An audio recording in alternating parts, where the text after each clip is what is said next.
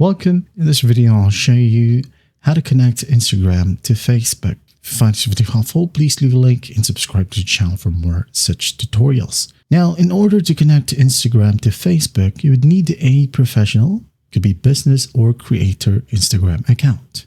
Okay. Also an admin access, okay, to a Facebook page. Now you can link them via either the Instagram app or via Facebook app. Now, I'm just going to be showing you via Instagram right here. Open up Instagram, wait for it to load. And then once it loads, tap on your profile right here at the bottom right. And just go ahead and tap on edit profile, like so. Scroll down. Now go ahead and tap on under page right here. We have connect or create. Okay, just tap on it. Now it says here connect or create a Facebook page. Continue.